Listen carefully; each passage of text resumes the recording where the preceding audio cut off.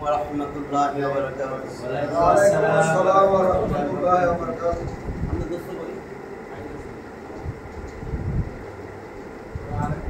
أعوذ بالله من الشيطان الرجيم.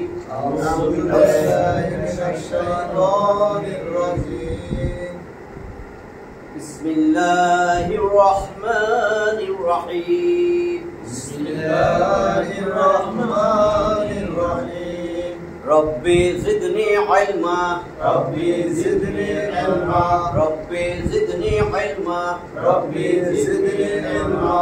ربي زدني علما. ربي زدني علما. আমরা আমাদের কেমনে মুক্তি পাবো, নাজাত পাইতে পারি, সেটার সিরিজ চলতেছিল নাজাতের পথে। আজকে 24 নম্বর ক্লাস।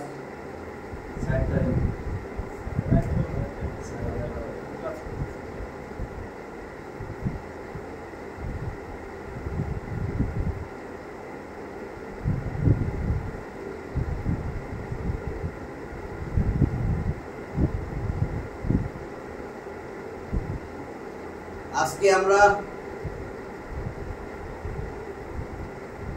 আমাদের বডির মেইন জিনিসটা হলো কল, হৃদয়, অন্তর। এটা ঠিক হয়ে গেলে গোটা শরীর ঠিক হয়ে যাবে। নাজাত পাইতে হলে আগে এটা ঠিক করতে হবে। এইখানে আল্লাহ, রসুল, কোরআন এগুলার স্থান দেওয়া লাগে। নবীদের একটা হাদিস বুখারীতেও আছে, মুসলিমেও আছে। বুখারীতে পাবেন তাওহীদ প্রকাশনী, সহজে বাইর করতে পারবেন। বুখারী মুত্তাফাকুন আলাইহি বলে। বুখারীর তাওহীদ প্রকাশনীর 52 নম্বর হাদিস।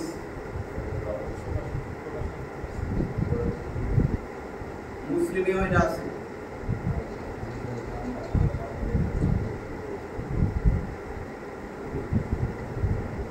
হযরত নুমান ইবনে বাশির রাদিয়াল্লাহু তাআলা আনহু বলেন, আমি নবী করিম সাল্লাল্লাহু আলাইহি ওয়াসাল্লামকে বলতে শুনেছি। মেইন বিষয়, রাসূল কি বলছেন? নবীজি বলতেছেন, আলা। আলা শব্দের অর্থ সাবধান, জেনে রাখো, বুঝে নাও, মনে রাখো।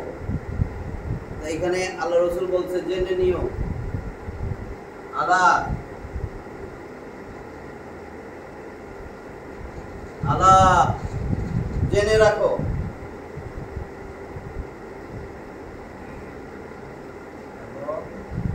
এবং নিশ্চয়ই, ইন্না ফিল জাসাদি,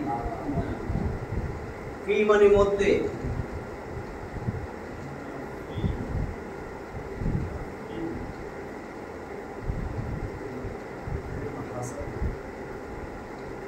জাসাদ, জাসাদুন শরীর, বডি, এটা জাসাদ বলে, দেহ, শরীর। ইন্না নিশ্চয়, ফিল জাসাদি শরীরের ভিতরে,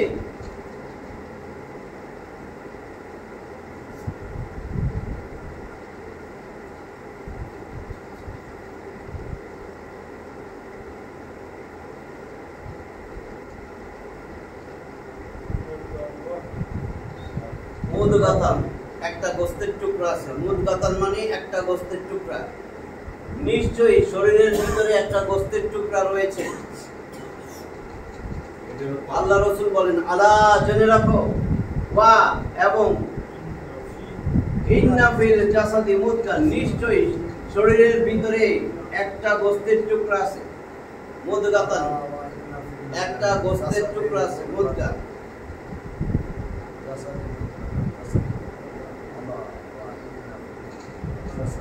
ইজা, যখন,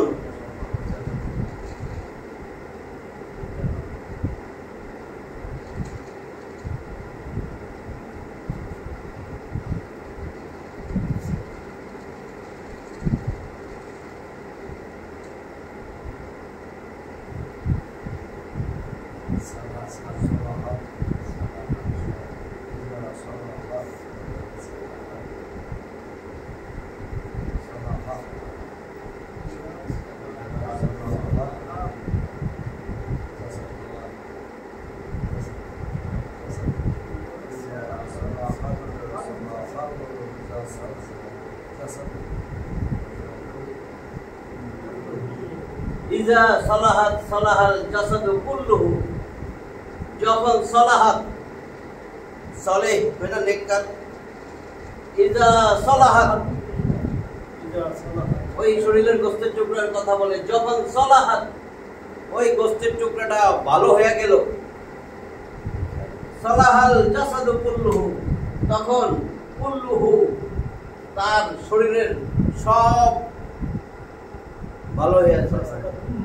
কুল্লুহু তার, কুল্লু মানে সব, হু মানে তার, তার যার এই গোস্তের টুকরা ভালো হয়ে গেছে তার সারা শরীর ভালো হয়ে যায়। ইজা সালাহাত সালাহাল জাসাদু কুল্লুহু যখন সেটা ভালো হয়ে যায় গোটা শরীর ভালো হয়ে যায়। সালাহা সালাহাল বিশুদ্ধ হওয়া, ভালো হয়ে যাওয়া। সলেহ নেককার বান্দারে বলে সলেহ। সালাহা তাহলে সালাহাত সালাহাল জাসাদু কুল্লুহু তার গোটা, কুল্লু প্রত্যেক পুরা সমস্ত তার গোটা শরীর ভালো হয়ে যায়। শরীর ভালো হয়ে যায়। যখন সেই গোস্তের টুকরা ভালো হয়ে গেল গোটা শরীর ভালো হয়ে গেল। কলম ভালো হলো সব ভালো। আর ওয়া এবং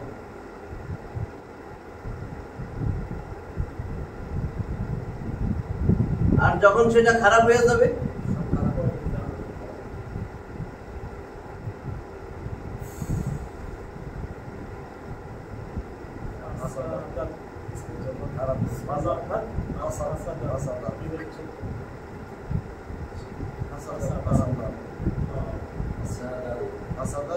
ইদা ফাসাদাত যখন সেটা খারাপ হয়ে গেল, ফাসাদ সৃষ্টি করে না, বিশৃঙ্খলা সৃষ্টি করে। বা ইদা এবং ইদা ফাসাদাত যখন সেটা খারাপ হয়ে গেল, নষ্ট হয়ে গেল, ফাসাদাল জাসাদু কুল্লুহু গোটা শরীর খারাপ হয়ে গেল। এরপরে নবী বলে তাই না রাখো আলা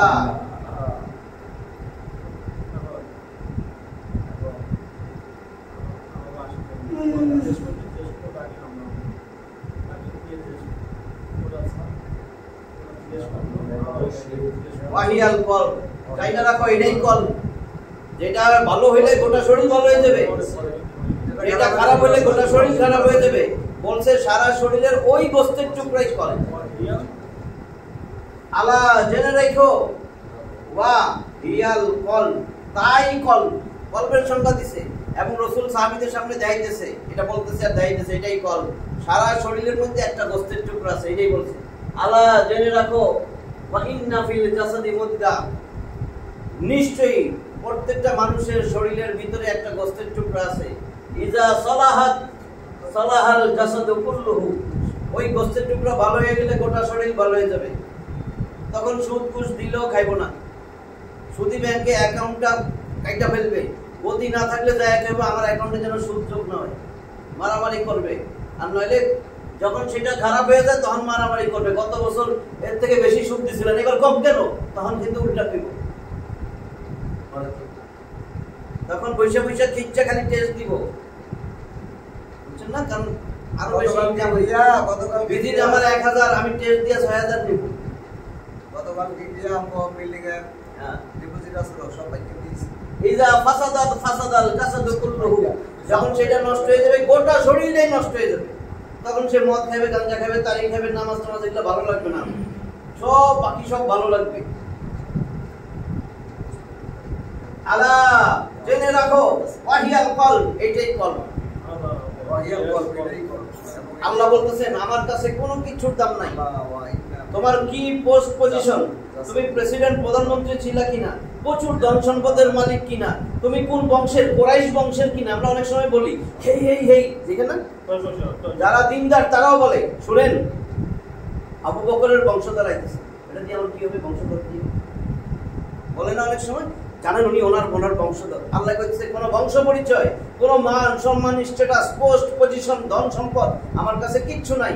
আমার কাছে শুধুমাত্র একটা জিনিস, হলো বিশুদ্ধ অন্তর। আজকে আমি অনেকক্ষণ চিন্তা করছি যে এই সিরিজ চেঞ্জ করবো আরেকটা, পরে চিন্তা করলাম থাক অন্তত 25 পর্যন্ত থাক। পরে আমি খালি বাইক করতেছিলাম যে গভীর কোরআনের গভীরে নাজাতের গভীর কোন আয়াত আছে, এর পরেরটা লেখা আছে এটা গভীরতম, অনেক ব্যাখ্যা বিশ্লেষণ এর ভিতরে লুকায়িত। নাজাতের জন্য, মুক্তির জন্য। এই আয়াত অনেক গভীর, এর তাৎপর্য অনেক গভীর। এখন আসবে একটাই আয়াত, আমি ওইটা বোঝানোর জন্য আগের আয়াতটাও বলবো, দুইটা। সূরা আশ-শুআরা, শুআরা 26 নম্বর সূরা। কবিগণ, বাংলা অর্থ হয়েছে কবিগণ।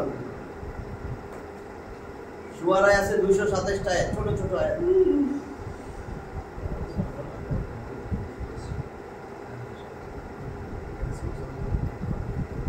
তাহলে এটা আমি বুঝলাম, এই হাদিস তো ক্লিয়ার হয়েছে না? সহজ হাদিস মুখস্থ থাকলে ভালো দিন। এইটা তো মানে বলতে বলছে না। হ্যাঁ বলেছে মনে রাখে কাপসি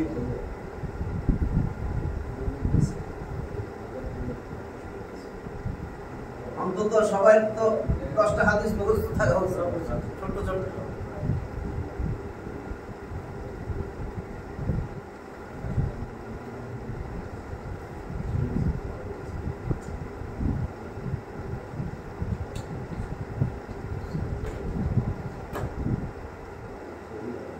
তাহলে আমার কলবের কথা দিয়ে শুরু করলাম, হাদিস গেল, এবার কোরআনের আয়াত। আল্লাহ তাআলা যেটা বলছেন খুবই তাৎপর্যপূর্ণ, যে নাজাতের জন্য তোমার একটা জিনিস ঠিক করে আসো, কলব। আমার কাছে কারো কিছু, কোনো কিছুর দাম নাই, শুধু বিশুদ্ধ অন্তর দরকার, তাকওয়াওয়ালা অন্তর দরকার, আল্লাহ ভীরু অন্তর দরকার, ঈমানী শক্তি যার অন্তরে বেশি সেটা দরকার। 26 নম্বর সূরা।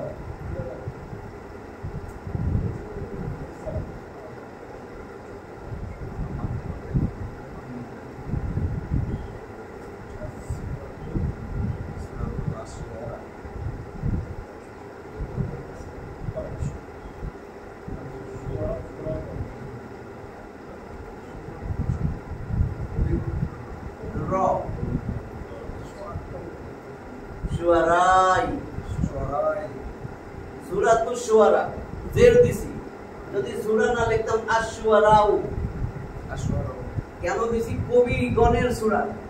শুআরা মানে কবিগণ, কবিগণের সূরা। রয়ের আশ-শুআরা এটা মানে কবি, কবিগণ সূরা, কবিগণ শুআরা, কবিগণ। আছে টোটাল 227টা আয়াত, মোট আয়াত সংখ্যা 227।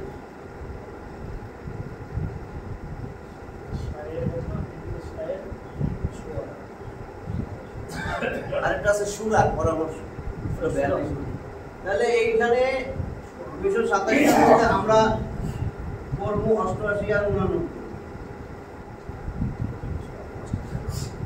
ছোট ছোট আয়াত। 88 আয়াতটা 89, 88 না বললে বোঝা যাচ্ছে না।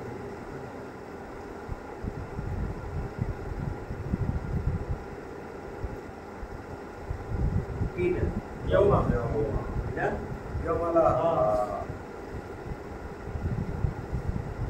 ইয়ামতুদ্দিন লামানি ইয়াউমা সেই দিন ইয়াউমা লা ইয়ানফাউ নাফা, উপকারে আসা, ইয়ানফাউ উপকারে আসবে,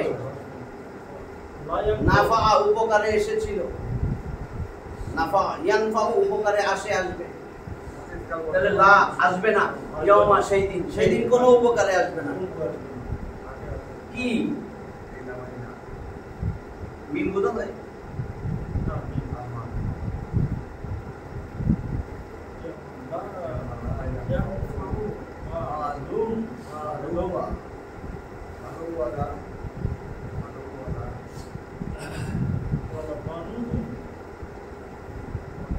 এবং সব ছেলেদের পৌত্র সন্তান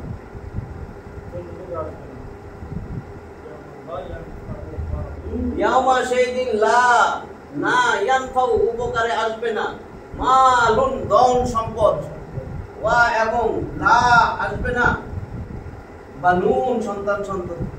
সেই দিন সন্তান সন্ততি ধন সম্পদ যার পিছে সময় দিতেছি, যত টাকা পয়সা ধন সম্পদ, এর জন্যই তো সময় দিতে পারতেছি না। ওই দিন কিন্তু আল্লাহর কাছে কানমু, আয়াত আছে যে আল্লাহ তুমি দুনিয়া আরেকবার পাঠাও। কি করবি? খালি আমি 2 বেলা 3 বেলাও না, খালি 2 বেলা আমি ভাত খাইতে পারলি, বাচ্চা পোলাও বিরিয়ানি ফাস্ট ফুড না, বাচ্চা যদি খাইতে পারি 2 বেলা, আমি যা আছে ইনকাম, যদি আমার 500 টাকা ইনকাম হয়, 100 টাকা লাগে 2 বেলায়, আমি 400 টাকায় দাম করে দিই। বাড়ি গাড়ি আরেকবার পাঠিয়ে দেখেন না, আল্লাহ দেখেন না, আল্লাহ সেই সময় তো সব দেখেই সেই সময় তো আল্লাহর সামনে সব দেখতেছি, সব তো সত্য। আজকে যতই বলতেছি তারপরেও লোনটা লয়ে নিন, একটা টাকা পাইছি এত সুন্দর, আমার তো কিছু ছিল 20 লাখ, আমি 40 লাখ লোন দেন, এইবার লোন চলতেছে, সুদ সুদ সুদ, তাহলে টাকা কে দিব নিয়ে ব্যাট খাওয়া দাঁড় করায়, সুদ কে দিয়েছে লোন নিতে, গাড়ি কিনতে। আপনার থেকে যে নিচে অনেক লোক আছে, অনেক লোক আছেন আপনাদের পোস্টের নিচে, এখানে যতজন আছে সবাই এগুলো তো অনেক অনেক অনেক বড় লোক, অনেক ধনী, কোনো কিছুই নাই, সারা জীবন ভাড়া থাকে, একটা সাইকেল চালায়, এবারও কিন্তু অনেক বড় লোক যে একটা সাইকেল চালায় অফিস করে, কারণ তার থেকেও নিচে আরো মানুষ আছে। আপনারা তো নিচে তাকাইতে দিচ্ছেন, আপনি উপরে তাকাইছেন। তাহলে কি বলছে, ইয়াউমা লা ইয়ানফাউ মালু ওয়ালা বানুন, সেই দিন কোন উপকারে, এটা ইয়াউমা সেই দিন, লা ইয়ানফাউ কোন উপকার আসবে না, আসবে না, লা মানি না, এই নাফা ছিল, এটা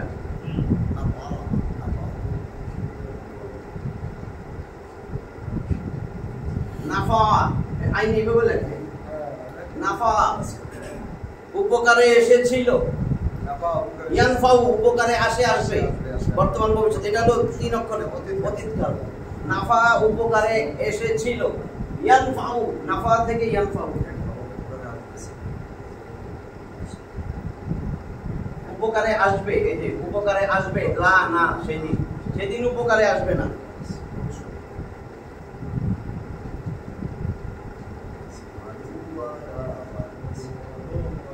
মালুন, মাল, মাল ধন সম্পদ, এটা আরবিতে আমরা ব্যবহার করি, ধন সম্পদ, এবং লা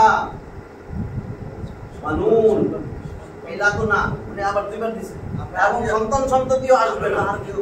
বানুন বহুবচন, বানুন বহুবচন, সন্তান সন্ততি।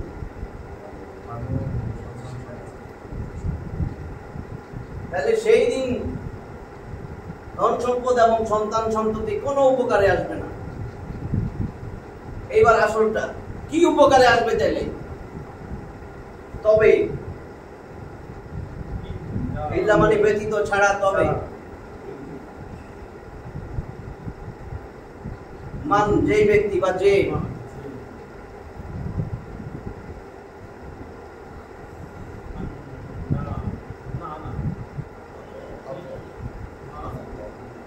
আতা মানে আসবে,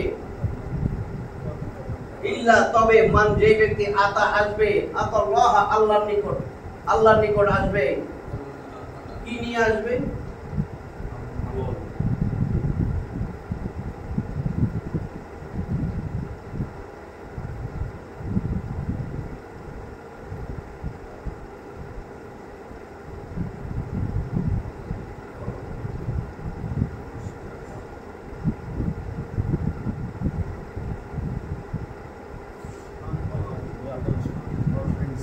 ইল্লা মান আতাল্লাহা বিকলবিন সালিম, কলবিন সালিম, বুঝছেন তো, তানবিন বিন হবে না, বিন, কারণ এটা কি একবার হলো, তাহলে ইল্লা তবে, মান যে, আতা আসবে, আতাল্লাহ আল্লাহর নিকট,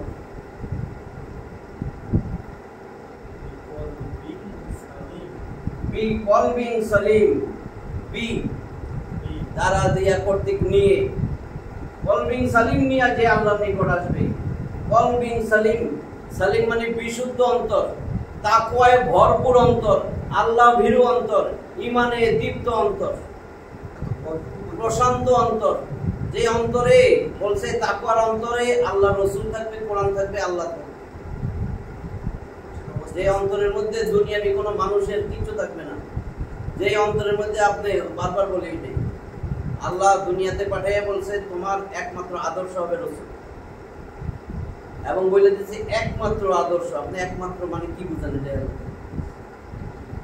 কত আয়াত, তোমার একমাত্র আদর্শ, একমাত্র আদর্শ, একমাত্র আদর্শ, কই ফুটাইবা তুমি দুনিয়াতে থাকা, কই ফুটাইবা আমি এই আদর্শ, আমি রাসূলের আদর্শের লোক, আমি রাসূলের আদর্শ, নবীর আদর্শের সঙ্গে বি কলবিন সালিম, সালিম মানে প্রশান্ত, বিশুদ্ধ। বিশুদ্ধ কর্মী আপনার কাছে গেলে এই জান্নাতি কল মানে অন্তর।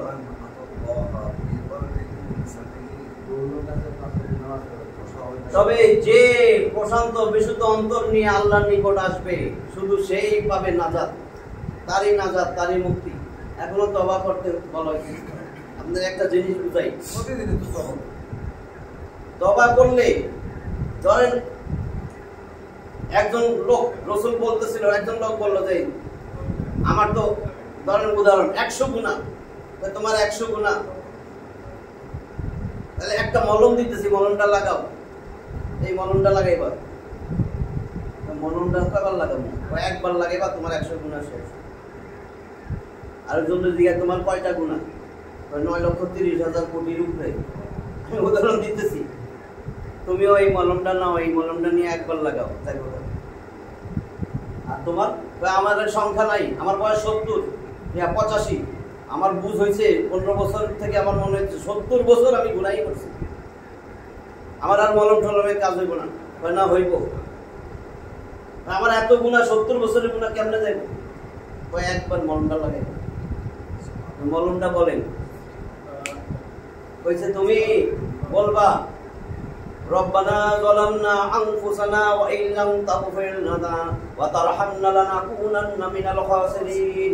এটা তোমার আব্বার মলম দিছি, আদম আলাইহিস সালামের এই মলমটা দিছি, তারে আমি মাফ করে দিছি।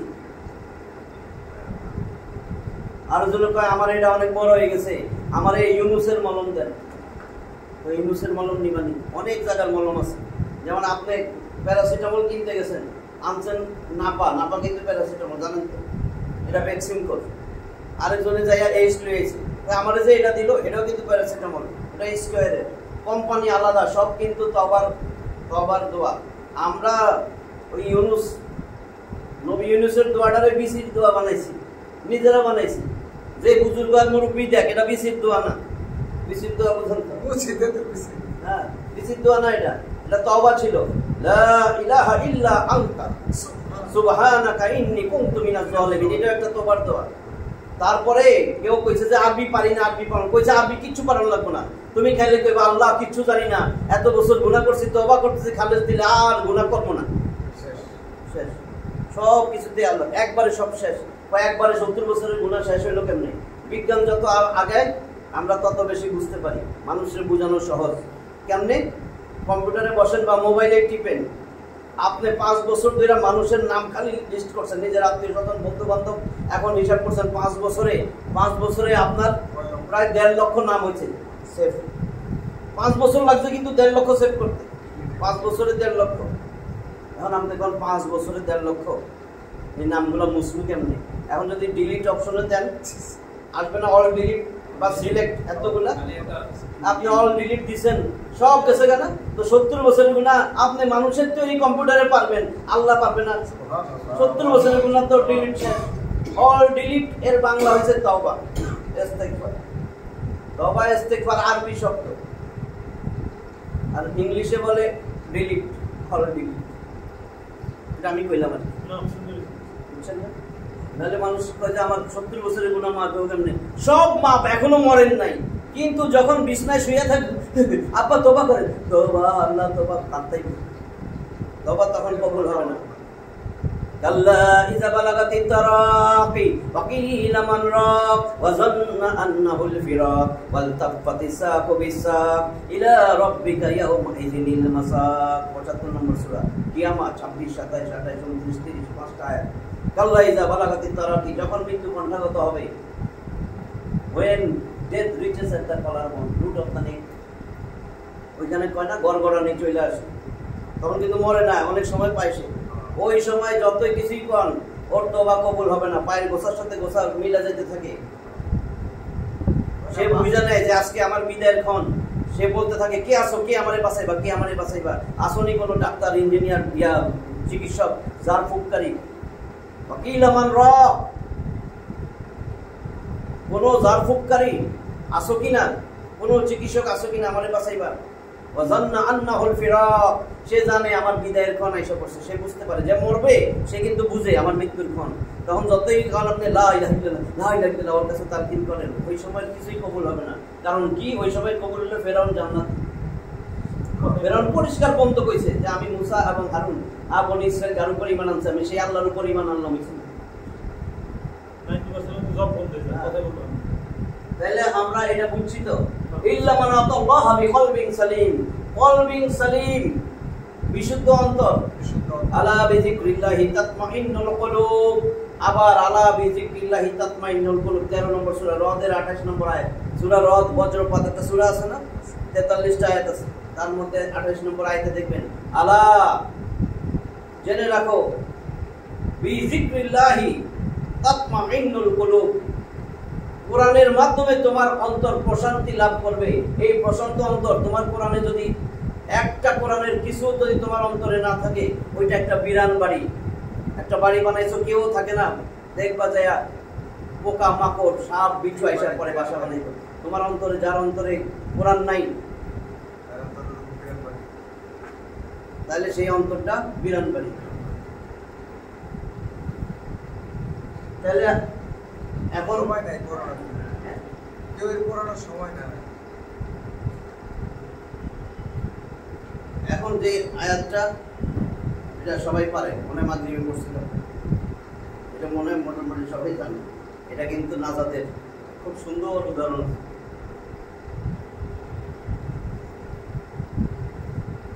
79 নম্বর সূরা নাজিয়াত, পারেন না? 46টা আয়াত আছে না নাজিয়াত, 25 টাকারই বাংলা অর্থ আসে 46টা আয়াত।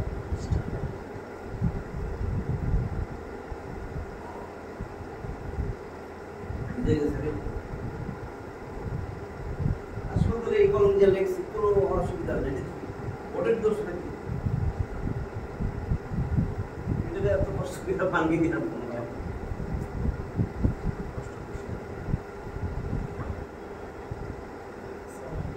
আয়াত ছোট, 79 নম্বর সূরা, সূরা নাজিয়াত।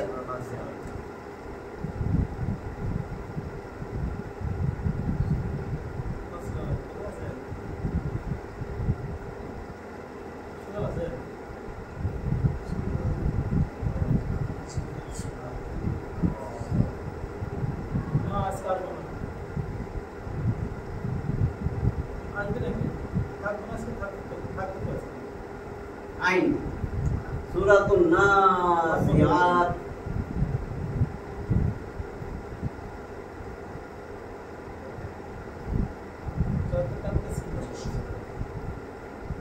মোট আয়াত আছে আপনার 46।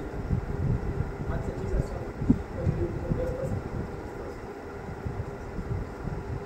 আমরা আমাদের আয়াতের আজকে আমরা পড়ব 37 থেকে 41।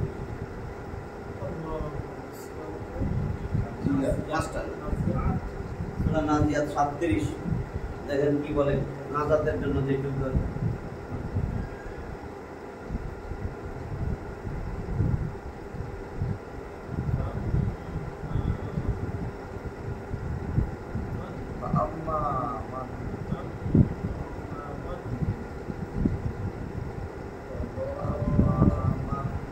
এটা 37।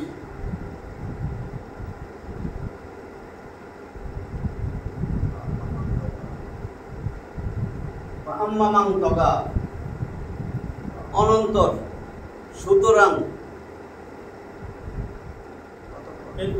অতঃপর, অনন্তর বলেন, সুতরাং, আম্মামাং তগা, অনন্তর মানে এরপরে, যারা তগা করলো, সীমা লঙ্ঘন করলো। যে তগা মানে সীমা লঙ্ঘন করা, তগা যে ব্যক্তি সীমা তুগিয়ান থেকে আসছে শব্দটা, তগা যে সীমা লঙ্ঘন, অনন্তর যে সীমা লঙ্ঘন করলো, অতঃপর যে সীমা লঙ্ঘন করলো, যে আমি সব আগে লিখব, তগা যে সীমা লঙ্ঘন করলো। সীমা লঙ্ঘন আল্লাহ কোনটারে বলতেছে, এবার বলতেছে সেই সীমা লঙ্ঘন করলো যে দুনিয়ারই বেশি পছন্দ করলো, দুনিয়ারই আঁকড়ায় ধরলো, দুনিয়ায় পাঠাইছিল আখিরাত সাজাইতে, আখিরাত না সাজায় দুনিয়ায় সাজাইতেছে। দেখেন আপনি সীমা লঙ্ঘন করে দুনিয়ায় পাঠাইছিল তো আপনার একটা সময় দিয়েছে যে আপনি জান্নাতের উপযুক্ত কিনা, আপনি তো সেটা ভুলে গেছেন, দুনিয়ায় সাজাইছেন। আপনি যাইবেন এখন দিনাজপুর, রেল স্টেশনে যাইয়া আপনি বসে রয়েছেন, অনেকক্ষণ দেরি হয়েছে, স্টেশনটা সাজাইতেছেন, গড়ি কিনে আনছেন, এখানে গড়ি সব পরিষ্কার টরিষ্কার করে টাইলস টুইলস অর্ডার দিয়েছেন, লাগাইতেছেন, বাথরুম টাথরুম টাইলস টুইলস লাগাইছেন, এখন চলে যাবেন না, গাড়ি আসবে, আপনার এটা বৃথা না? আমার এত টাকা গেছে, নিয়ে যাইতেছেন ধন গাড়ি, এখন চিল্লাইতেছেন আমার এত টাকা গেছে, ভাই আমার এত টাকা গেছে। তুই তো বোকার বোকা, তুই এত টাকা গেছে চিল্লাইতেছিস, তোর কি কইছে ঘড়ি লাগাইতে, ব্রিজ আনতে, এগুলা করতে কে কইছে? তুই তো সেটাই করছিস, তুই তো পথচারী, তোমার তো দুনিয়ায় পাঠানো হয়েছিল সেইটা সাজানোর জন্য। অনন্তর যে সীমা লঙ্ঘন করলো,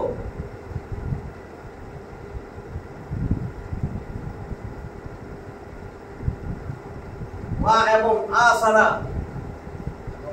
পছন্দ কইরা নিল, অতীতকাল, আসারা প্রাধান্য দিল, অগ্রাধিকার দিল, পছন্দ করলো, পয়সা নিল, অনেকগুলো অর্থ আছে, বেছে নিয়েছে, পছন্দ করে নিয়েছে, অগ্রাধিকার দিছে, প্রাধান্য দিয়ে দিছে। আসারা কারে প্রাধান্য দিছে?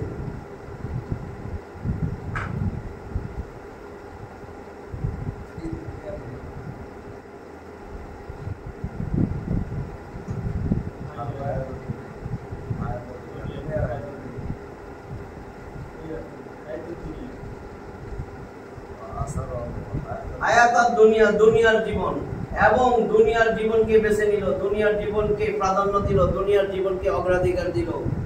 সীমা লঙ্ঘনকারী, সীমা লঙ্ঘনকারীর কথা বলতেছে, এটা হলো সীমা লঙ্ঘনকারী। আসারাল হায়াতাত দুনিয়া। এবার আল্লাহ কয় এটার ঠিকানা আসুক আমার কাছে। আল্লাহ কইতেছে ফাইন্না, জোর দিছে আবার, অতএব ইন্না, নিশ্চয়ই,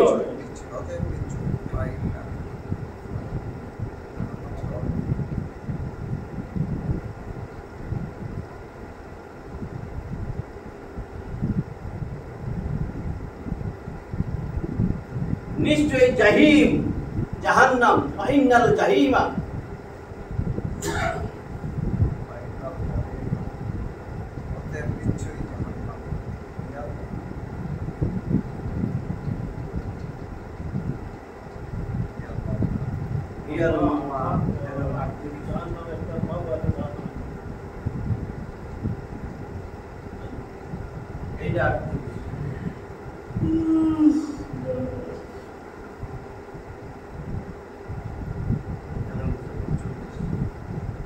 অতএব নিশ্চয়ই আল জাহিমা, জাহান্নাম, হিয়াল, হিয়া তা, এই জাহান্নামটাই তার, আল মাওয়া, আবাসস্থল, ঠিকানা। মাওয়া মানে আবাসস্থল, থাকার জায়গা, ঠিকানা। এটা আল্লাহ কইছে এবং নিশ্চয়ও লাগাইছে, নিশ্চয়ই তার ঠিকানা হইল জাহান্নাম।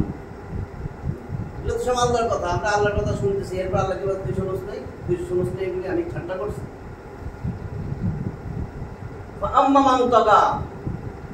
অনন্তর যে সীমা লঙ্ঘন করলো এবং আসারাল হায়াতাত দুনিয়া, দুনিয়ার জীবনকেই পয়সা নিল, দুনিয়ার জীবনকেই প্রাধান্য দিল, অগ্রাধিকার দিল। আসারা প্রাধান্য, অগ্রাধিকার,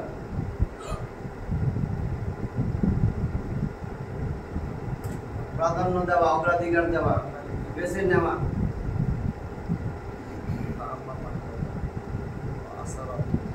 দুনিয়ার জীবন,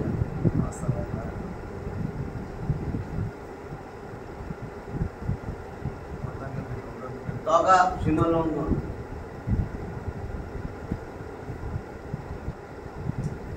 যে অনন্ত। তাহলে কি বললাম? আম্মামান তগা, অনন্তর যে সীমা লঙ্ঘন করেছে, আসারাল হায়াতাত দুনিয়া, দুনিয়ার জীবনকেই পয়সা নিল, দুনিয়ার জীবনকেই প্রাধান্য দিল। ফাইন্নাল জাহিমা হিয়াল মাওয়া, নিশ্চয়ই তার ঠিকানা হইল জাহান্নাম। এরপরে নাজাতেরটা বলে দিছে।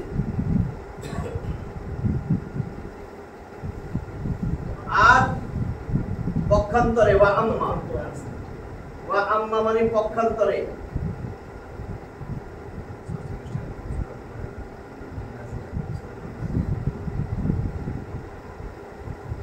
যে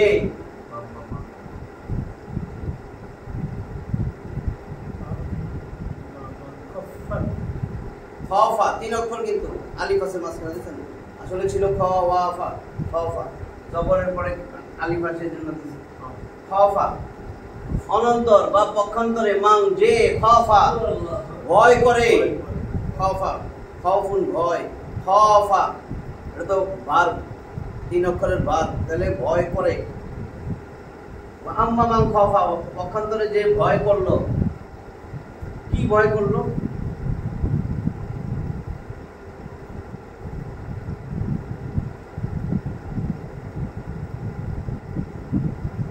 আকামা কমা দাঁড়ানো অতএব যে ভয় করে যে দাঁড়াইতে হবে একদিন দাঁড়ানোকে ভয় করে কোথায় আম্মা মান খাফা মাকামা রাব্বিহি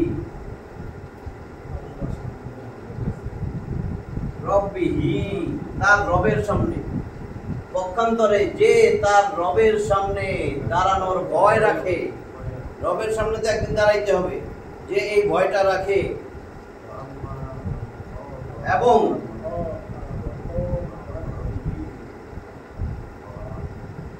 নাহা বিরত হওয়া নাহা ইয়া 3 অক্ষর বিরত থেকে ছিল বিরত দুনিয়াতে থাকতে বিরত ছিল করে নাই আল্লাহর আদেশ নিষেধ মাইনা চলছে যেগুলা খারাপ কাজ কাম সেগুলা করে নাই মন যা চায় সেটা করে নাই আপনারা 5 জন বন্ধু মত খাইতেছেন আমিও বই রয়েছি আমারও মন চাইতো কিন্তু খাইতাম না আপনারা আসরের নামাজে ক্যারাম বোর্ড খেলতেছেন অথবা বিশ্বকাপ ক্রিকেট খেলা চলতেছে আসরের নামাজ নাই কিছু নাই বসেই রয়েছেন ক্রিকেট খেলার তো 3 ঘন্টা না 1.5 ঘন্টা টেস্ট সিরিজ 6 ঘন্টা তারপরে ফুটবল খেলা হইতেছে রাত 3:30টায় বই রয়েছেন টেলিভিশনের সামনে হ্যাঁ 5 বছরের বাচ্চাটাও বই রয়েছে আব্বা উঠাই দিছে এই তুই না খেলা দেখবি কইছিলি ফজরের সময় উঠায় না দেখেন বাবা কিন্তু আসেন বাপ পোলারে উঠে দিছে আমার বাবা ঘুমাইছে বাবা উঠো এই নাও তুমি আসো সব তো দুইজনে একসাথে খেলি 5টার সময় খেলা চলতেছে না বাবা উঠো ফজরের সময় উঠেছে কক্সবাজার যাবেন নি ভাই আমার বাচ্চা ছোট 6 বছরের বাচ্চারও কিন্তু কক্সবাজার যদি গাড়ি 4:30 থাকে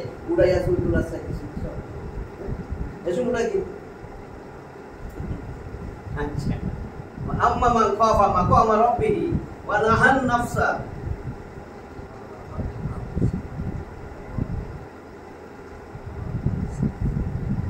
এটা বড় হইছে লাগা এটা ছোট ওয়া নাহান নাফসা নফস এবং নফসকে বিরত রাখছে নফস আমার নফস যা চাইছে আমি সেটা করি না বিরত রাখছে ওয়া কোথা থেকে ওয়া নাহান নাফসা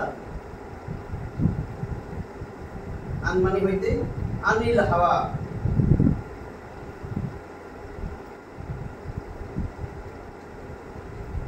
দেখা যায় হাওয়া হাওয়া মানে কুপ্রবৃত্তি হাওয়া কয় না হাওয়া নিজের হাওয়া অনুযায়ী চলে প্রকৃতি অনুযায়ী চলে যা মন চায় তাই করে যে ব্যক্তি ভয় রাখছে আল্লাহর সামনে দাঁড়াইতে হবে এবং নাহান নাফসা তার নফসকে বিরত রেখেছে আনিল হাওয়া কুপ্রবৃত্তি থেকে এটার অর্থ করা হয়েছে অন্যভাবে মন চাহে জিন্দেগি বাদ দিয়া রব চাহে জিন্দেগি ধরছে মন চাহে জিন্দেগি বাদ দিয়া রব চাহে জিন্দেগি ধরছে একই তো জিনিস তাহলে কি হচ্ছে ওয়া আম্মা মান খাফা মাকামা রাব্বিহি ওয়া নাহান নাফসা আনিল হাওয়া এটা 40 নম্বর আয়াত এইবার 41 লিখতেছি তার আল্লাহ বলেন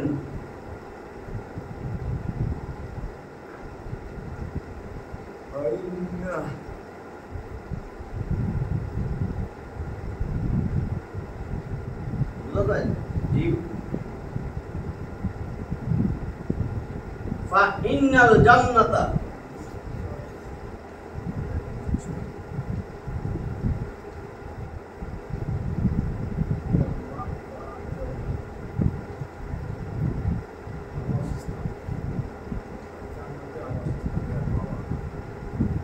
অতএব নিশ্চয়ই আল জান্নাতা জান্নাতি হিয়াল মাওয়া তার ঠিকানা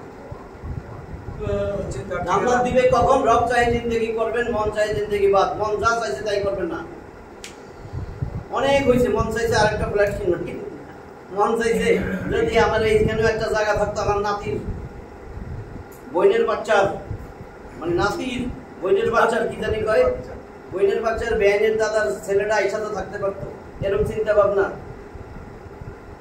আসলে এরকম জায়গা নিচ্ছেন, এটা মানুষ হইতে হইতে আপনার শেষ, আলিমের বাচ্চা পাইব না, কিন্তু এটা নিচ্ছেন পানির মধ্যে নিচ্ছেন, কবে কি এটা পাইবেন? আলিমের নাতিরা পাইব তাহলে কম চাই জিন্দগি বাদ, রব চাই জিন্দগি করবেন, কি করবেন? তাহলে বুঝছেন এখন? আম্মামান তগা, অনন্তর যে সীমা লঙ্ঘন করলো, সীমা লঙ্ঘন যে দুনিয়ায় পাঠাইছে, আখিরাত গোছাইতে, দুনিয়ায় গোছাইতেছে সব। আসারাল হায়াত দুনিয়া, দুনিয়ার জীবনটাই প্রাধান্য দিছে, অগ্রাধিকার দিছে দুনিয়ার জীবনকেই। কিন্তু আল্লাহ পাঠাইয়াই বলছিল, আমি তোমার দুনিয়ায় পাঠাইছি আমার আখিরাত তৈরি করবা। যালিকাল ইয়াউমুল হক বইলেও দিছে, চাইনা রাখিস ওই দিন কিন্তু সত্য। ফামান শাআত্তাখাযা ইলা রাব্বিহি মাআবা, কাজেই যার ইচ্ছা করে আমি আল্লাহর থেকে এখনই তোমার ঘর বাড়ি বানায় নাও। আল্লাহ কিন্তু দুনিয়ায় পাঠিয়ে গেছে আখিরাত, কারণ এটা তোর বাপ দাদার সম্পত্তি। দেখেন আমরা যদি এখন বলি, আমার উদাহরণ, আপনারা আমার যারে জিজ্ঞেস করবেন ভাই কই থাকে, আমি কই মিরপুর, মিরপুর, আরে আমি তো জন্ম থেকে মিরপুর থাকি, কয় না না না আপনার আব্বা আমার বাড়ি কই, বাপ দাদার বাড়ি কই, এটাই তো আপনার আসল ঠিকানা, এটাই তো বলে। তখন কোন কি গ্রামের বাড়ি অমুক, কেউ কবেন বরিশাল, কেউ কবেন ময়মনসিংহ, কেউ কবেন ত্রিশাল, এরকমই তো কম দিনাজপুর, কিন্তু ভাই ঢাকায় থাকি, আচ্ছা ঠিক আছে ওইটাই আপনার আসল বাড়ি। তা আমরা তো ওয়ারিশ, আমাদের আসল বাড়ি তো জান্নাত, আমার আব্বা আম্মা জান্নাতে ছিল না? জান্নাতে ছিল। আপনার আয়াত দেখেন, আল্লাহ কোথাও বলেন নাই জান্নাত থেকে বাইর করে দিয়েছে, আমরা কিন্তু জানি যে জান্নাত থেকে বাইর করে দিয়েছে, জান্নাত থেকে বাইর করে নাই। ভালো করে শুনেন, আমি এটা পাইছি, এটা আমি ওয়াজে বলবো, এই জন্য কি আয়াতে তো এটা লেখা নাই, আয়াতে লেখা কুল নাহবিতু মিনহা জামিয়া, কুল না, আমরা বললাম, আল্লাহ কয় আমি বললাম, আল্লাহ তো আমরা ব্যবহার করি। সূরা বাকারার 38 খুলে দেখেন, কুল নাহবিতু ইহবিতু হাবাতা, 3 অক্ষর, হাবাতা ইয়াহবিতু, হাবাতা মানে নেমে যাও। আল্লাহ বলতেছে তোমরা সবাই নেমে যাও, আমার জান্নাত থেকে নেমে যাও। তাহলে নামা মানে কি?